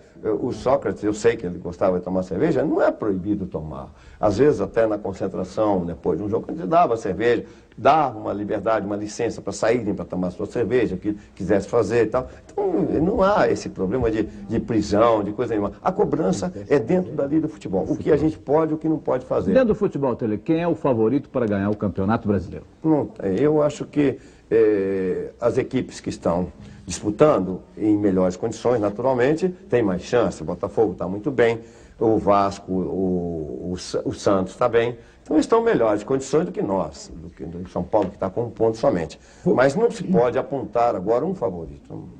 O Roberto Avalone, por favor. Tele, voltando à sua vida pessoal. Você ontem me dizia, no programa Mesa Redonda, que você é cri-cri mesmo, que você é pão duro mesmo. Explicar por que é pão duro. Você veio de uma família humilde, com 9 irmãos, que depois que encerrou a carreira, teve que abrir uma sorveteria para sobreviver também, ao lado das suas economias. Não veio aí a fama de pé frio, não. Não. Agora, você é visto constantemente no CT do São Paulo, 6h30 da manhã, cortando a grama, tirando a grama. Isso não é viver para você? Porque você disse ao longo dessa entrevista que você não queria mais a seleção, que você quer viver. Eu queria saber o que é viver para o cidadão Tele Santana da Silva. O que é viver? Viver para mim é estar ao lado da família. Hoje, meus netos crescendo, meus filhos cresceram, eu concentrava, hoje concentra sábado, eu concentrava quinta-feira para jogar domingo. Então, meus filhos cresceram, eu quase não vi meus filhos crescendo. Os netos estão crescendo, eu não estou vendo. Eu gosto de viajar de carro, então eu adoro dirigir na estrada. Eu digo até em brincadeira que eu acho que nasci para ser caminhoneiro. Porque o que gosto de estrada, estar na estrada dirigindo o carro e tal, é uma beleza, eu adoro. Então eu quero passear, viver um pouco. E está assim... Mas eu acho que você quer cortar grama, não, mas... você quer treinar a seleção brasileira, você quer ser campeão do mundo. Acho que é viver para você também, é levantar a caneca. O campo, por exemplo, eu tenho um carinho todo especial, porque eu acho que o jogador mesmo, ele entra num campo bom, ele entra como se fosse um garoto recebendo um pirulito, tão satisfeito que ele fica de entrar num campo bom. Então eu quero isso, porque eu também gostava de jogar em campos bons. Pirulito no seu tempo, né, Tele? Porque hoje é videogame. Pirulito não deixa mais garoto contente. Qualquer brinquedo, né? Como se fosse um brinquedo que ele gosta. Então, o campo tem que ser bem gramado, a bola tem que ser boa. Eu sou exigente nessas coisas e cobro, porque aí te dá também mais condições de cobrar do jogador. O campo é bom, a bola é boa, você que está errando. Batendo na canela sua é porque você que está errando. Então, isso é que eu gosto. E gosto de ver o campo bem gramado. Então, eu vou lá, se tem uma erva qualquer, eu vou lá. Se tem um buraco, eu estou chamando o funcionário lá para olhar, para ver. Então, é o interesse que eu tenho por tudo. Eu acho que um técnico não pode se limitar simplesmente a entrar no campo, treinou o time, tomou banho, saiu, correu, foi embora. Não pode ser assim. Você tem coragem de levar seus netos ao campo de futebol com a barbaridade que as torcidas organizadas têm feito ultimamente? Você recomenda que se leve uma criança de 8 anos para um campo de futebol com estádio lotado, com que as torcidas, com as milícias organizadas têm feito nos estádios? Todo mundo tem medo. E realmente não é para deixar de ter medo. Porque o torcedor hoje, ele vai como um vândalo para o campo às vezes. Ele quer briga, quer tudo. E não pode ser assim. Então, por isso, eu acho que se eu tivesse que ir numa arquibancada e levando meus filhos, eu ia ter receio de levar. Porque realmente é perigoso. Em relação ao campo, você é até o ponto ciumento com o campo de São Paulo, que você briga com os repórteres para que eles procurem evitar ao máximo pisar no campo do CT de São Paulo. Aí, eu na arquibancada do Morumbi, na final contra o Newell's Old Boys, quando aquela torcida invadiu o campo, eu falei, nossa, mas o Tele deve ficar uma fera. O que valeu mais aí? A alegria de ter sido campeão, e aí vale tudo, e aí o São Paulo joga num pasto, que ele jogou contra o Vasco, aquele Morumbi estava todo cheio de buraco, ou aí você chegou a pensar? Não, ali valia tudo. Um dia antes, o senhor que toma conta lá do campo me perguntou, o que você acha, amanhã, se nós ganharmos, devo abrir o estádio para todo mundo entrar? Eu disse, claro que tem que abrir. É uma festa que tem que ser feita, porque é um título inédito para o São Paulo. Então tem que abrir. Independente se vai estragar o campo, se não vai, mas aquele é um momento que tem que abrir para a torcida extravasar o seu desejo, a sua vontade, a sua alegria. É parte daquela história para a torcida tudo, para a imprensa parte. Imprensa parte, Tele, você já disse que seleção nunca mais, que está cansado, etc, etc. Aí ligaram 2 telespectadores, Silvano Amati, aqui de São Paulo, e o Adelino Farinha, de São José dos Campos. No fundo, eu vou fazer a pergunta do Silvano, que as duas são praticamente a mesma. Ele diz, o senhor aceitaria um desafio maior ainda, que é dirigir o Corinthians?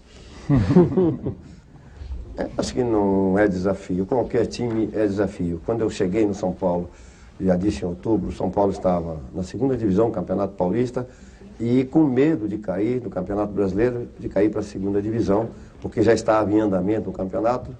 E é um desafio como outro qualquer. Né? Eu cheguei e, felizmente, o time subiu, cresceu, e nós ainda fomos disputar o título com o Corinthians. Então, eu acho que o Corinthians é uma grande equipe, é como o Palmeiras, é como o São Paulo, é um grande clube, um grande time, é uma grande torcida. Então, poderia ter acontecido ao contrário. Em vez de ter sido o São Paulo a me chamar, o Corinthians ter me contratado. Não haveria problema nenhum. Para você, o desafio também foi o Palmeiras. Para você é meio indiferente, de repente, você ser campeão pelo São Paulo da Taça Libertadores, ou se fosse pelo Corinthians ou pelo Palmeiras? Não, eu confesso que eu me fecho muito quando estou numa equipe, seja qual for. Quando fui para o Atlético Mineiro, por exemplo, eu detestava o Atlético. Detestava, que eu digo, como torcedor, como era menino, eu detestava o Atlético. E passei a gostar do Atlético, e hoje eu gosto do Atlético, que foi muito bem recebido pela torcida, por todos. Então, naquele momento em que você entra num clube, eu entro com tudo. O que eu estou fazendo, o que procuro fazer no São Paulo, eu procuraria fazer no Corinthians, procurei fazer no Palmeiras. Eu procuro fazer tudo, dar tudo que eu posso. Aliás, você saiu uma guarda do Palmeiras. Quem é que derrubou do Palmeiras também? Eu não sei quem me derrubou. Honestamente, eu não sei. Eu não posso afirmar nada. Se tivesse uma pessoa que tivesse feito alguma coisa, que soubesse de fontes limpas, que realmente tivesse feito alguma coisa para sair, eu diria, não tem problema com ninguém, mas honestamente, eu acho que foi uma passagem que nada deu certo.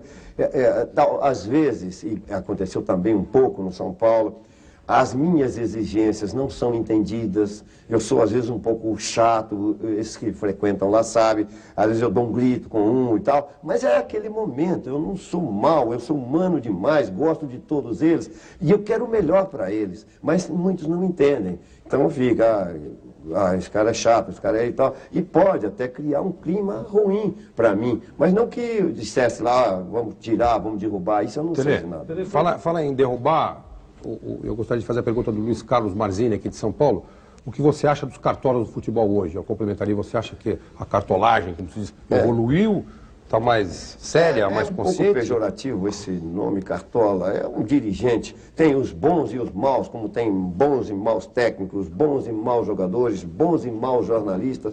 Tudo tem o bom e o mal. Tem aqueles que trabalham para o clube, tem aqueles que têm interesse em outras coisas, além do clube, ou política, ou... Mas, no geral, você diria que houve uma evolução? Hoje eles são mais profissionais, são mais conscientes, ou continua aquela coisa política? Eu não posso falar muito dos outros, eu posso falar dos clubes que eu trabalho. Por exemplo, no São Paulo, eu não posso me queixar, eles me dão toda a força, me dão apoio. É verdade que nós estamos só ganhando também, mas poderia ocorrer diferente se fosse...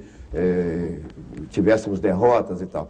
Mas, de qualquer maneira, eu não posso me queixar da diretoria de São Paulo, que é um clube estruturado, que tem bons dirigentes.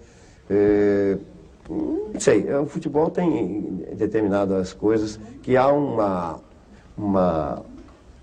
ciúme muito grande. Tem dirigentes que têm um ciúme do outro. Isso tem muito isso. No futebol tem demais. O Corinthians foi citado aqui. Por que você conhece o presidente Vicente Mateus, você acha que daria certo o senhor trabalhando com ele ali?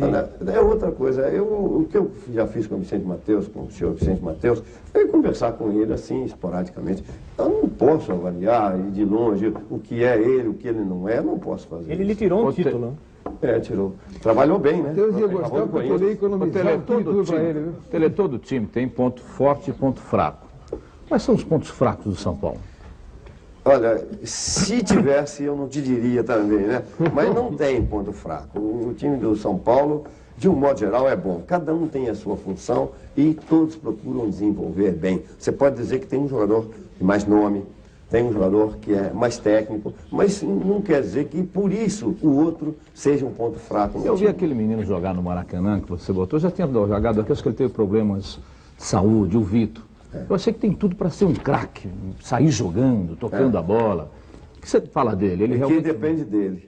Ele, até agora, ele não tinha feito nada para ele mesmo. Ele mesmo não tinha feito nada. Mas domingo no Maracanã, para quem joga no Maracanã pela primeira vez, foi brilhante. Só para te dar, ele pode estar me ouvindo, eu vou dizer. Esse começou, ano passado eu quis aproveitá-lo, aí doía aqui na frente.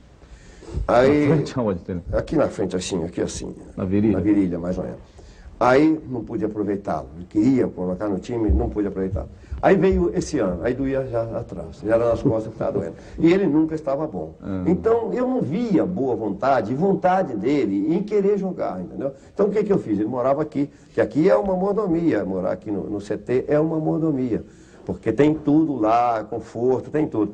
Então eu tirei ele daqui e mandei ele morar lá no Morumbi. Não. E ele então sentiu, e ele agora voltou a querer. Porque ele sentiu que lá era difícil. Então, depois... por isso que ele não estava no banco domingo, então? Na Libertadores, ele não estava inscrito. Não, mas domingo eu achei que você até ia aproveitá-lo. Não, eu podia, mas ali eu preferi que eu tinha esse Marcos, que também jogou lá no Rio. Ele joga bem nas duas laterais. E a gente não pode ter um jogador ali para jogar numa única posição. Se você puder ter para 2 ou 3 posições, tem que ter o jogador. Por isso é que ele não ficou no banco. Mas ele está cogitado ou para jogar ou para ficar no banco, porque agora ele botou alguma coisa na cabeça que precisa... Arrumou a cabeça. Então, já mandei ele voltar para o CT, já está morando aí outra vez. Já está de bem contigo. Voltou. Mas tem que fazer por merecer. Tem que fazer por merecer. Todos os tempos, também. Brinca de escalar a seleção, escala a seleção de todos os tempos. Não começa pelo Castilho, que sempre disse. É isso. Alguns jogadores, então, que indiscutivelmente foram os melhores. Zizinho, Newton Santos. Então, Vamos começar. Não adianta, não. Posição por posição não vai adiantar. Eu vou te dizer os jogadores que teriam condições de jogar no time. Eu outro dia disse para o placar, os jogadores, e se eu me lembrar agora dos 10 que eu disse... Você disse da década, eu queria de todos os tempos. Da década, Castilho, o Nilton Santos, o Zizinho, você falar Pelé, né? Pelé, Garrincha, esses jogadores teriam que jogar em qualquer lugar, Rivelino. Ademir de Menezes. Ademir foi um grande jogador. Então, Santana está incluído? Não, eu não. Eu fui um bom jogador, não fui um craque. Fui um bom jogador, muito útil para o time que eu jogo. Acho que mais atual. Qual é a seleção atual sua? Aí essa que é pior ainda. Essa que eu não... Olha, se havia uma bronca entre os técnicos, que eu, quando era até seleção, dirigia, você não gostava convocar fulano, Beltrano, eles não tem nada que falar, nem eu falo. Não tem nada que falar. É um técnico. Mas que você sabe. tem um time seu e tal, que você Não, eu não penso nisso, porque não é problema meu, eu não penso mais nisso. Você nisso. viu, por exemplo, a seleção jogando na Inglaterra nos últimos jogos? Jogou de repente você está parecendo te agradou procurador lá. Aristides Junqueira, hein? De repente você está lembrando do Aristides Junqueira. Não, isso é diferente. Isso é diferente. Eu não gostava, quando eu era técnico, de fazer uma convocação. Não, para mim era fulano, tinha que ser convocado, ciclano, não. Então eu não gosto. Eu não dou entrevista. Quando há uma convocação, eles chegam para mim, o que você acha da convocação? Não, é problema do Parreira. Ele é que sabe quem ele deve convocar, quem ele vai aproveitar e como vai aproveitar. Não sou eu que vou falar, olha, o Parreira tem que levar fulano porque joga melhor, ou porque vai jogar melhor assim, e às vezes não serve para ele. Você considera o Neto um craque? O Neto é um jogador de grandes qualidades. É um jogador de grandes qualidades. Tem que jogar na seleção? Você não vai ser o técnico da seleção, mas se você fosse o técnico, você chamava o Neto? Se ele aumentasse as suas qualidades, sim. O que falta a ele? O que falta, então? Falta aquilo que eu falei agora há pouco. Um jogador hoje, gente, não pode jogar parado. Ele não pode ficar dependendo do cara tomar a bola e entregar para ele. Ele tem que participar de tudo. Ele tem que participar. Então o Neto é um grande jogador, com a bola nos pés, ele chuta, ele passa bem. Então, mas isso falta a ele. Então ele precisa disso e entender isso que o Sócrates entendeu, que o Raí entendeu e que passou a jogar dessa forma. O Valdeir do Botafogo, você acha um jogador que pode virar craque? Bom jogador. Pode jogar na seleção tranquilo? Pode, é um jogador rápido. O Edmundo, o centroavante do Vasco, que jogou domingo, também pode pintar em seleção? Edmundo não é bem um centroavante, ele jogou mais como ponta direita. Amador ali, né? Mas é bom jogador de seleção? Ele está começando ainda agora, joga, né? Ele está começando agora. Valdeir não, Valdeir pode escalar. Eu acho um bom jogador. Mas ele está começando agora. O Jorge Luiz Garcia, de Belo Horizonte, Minas Gerais, telefonou perguntando o que você acha do projeto, original projeto Zico, de profissionalização dos clubes brasileiros. Eu acho que já não é nem um projeto do Zico. Pode ser até um projeto Z. Tirar a outra parte do projeto, porque eles mudaram tanto o projeto e ainda não conseguiram passar o projeto lá. Então, eu acho que vai modificar pouca coisa do que está no momento. Mas o original, quer dizer, aquilo que você... O original era bom, tinha muitas coisas boas. Você acha que os clubes brasileiros devem se profissionalizar, devem virar empresas, por exemplo? A gente tem que caminhar para isso, eu acho que vai caminhar para isso. Porque hoje, todos os clubes são deficitários. Ele recebe menos do que gasta, todos eles. Alguns ficam devendo, outros fazem mágicas, mas de qualquer maneira ninguém. O São Paulo hoje tem uma boa situação diante dos resultados que obteve e mesmo assim, pagando gratificações e tal, não dá para ganhar muito.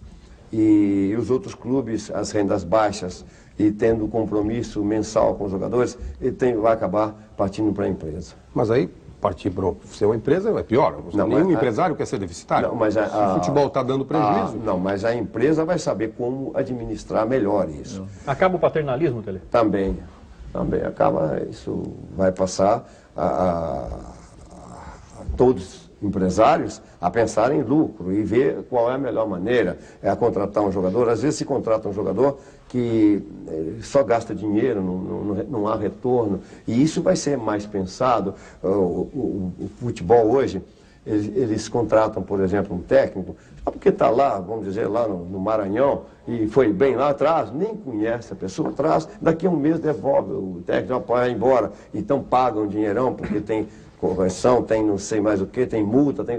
Então isso é falta de profissionalismo, que o empresário vai pensar duas vezes, vai exigir mais, vai cobrar mais, e aí tem que aparecer alguma coisa. Os jogadores ficaram satisfeitos com o prêmio da Libertadores também? Eu acho que foi caro. O São Paulo está pagando muito bem. Agora, existe uma coisa dentro do futebol que a gente podia avaliar da seguinte maneira. Se o jogador vai conversar com os dirigentes sobre uma premiação e eles estão pensando, por exemplo, em pedir o jogo, $1.000, vamos dizer, $1.000.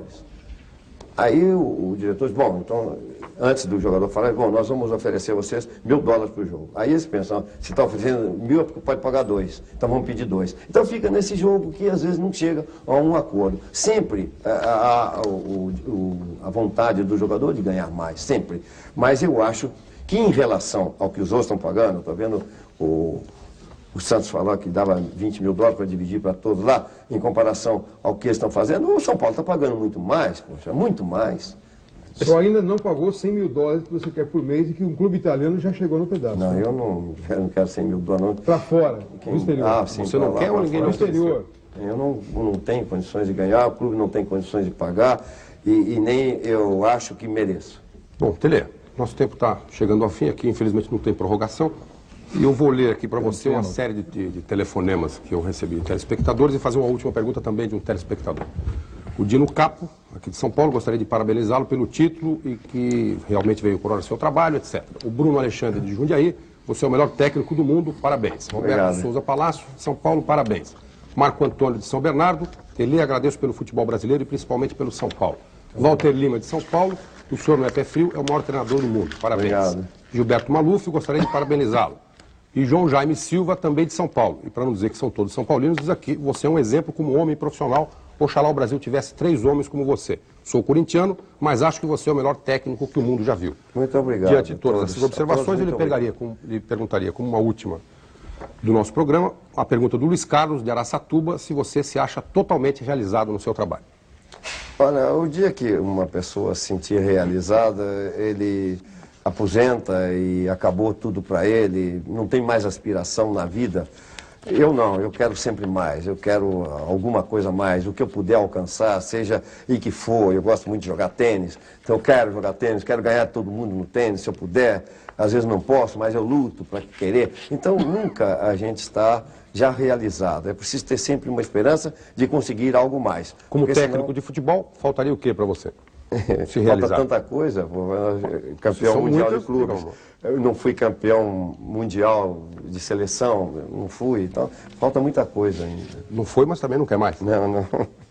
Bom, nós agradecemos então a presença esta noite aqui no Roda Viva do técnico Tele Santana.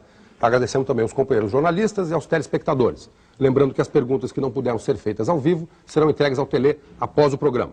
O Roda Viva fica por aqui e volta na próxima segunda-feira às 9 horas da noite. Até lá e uma boa semana a todos.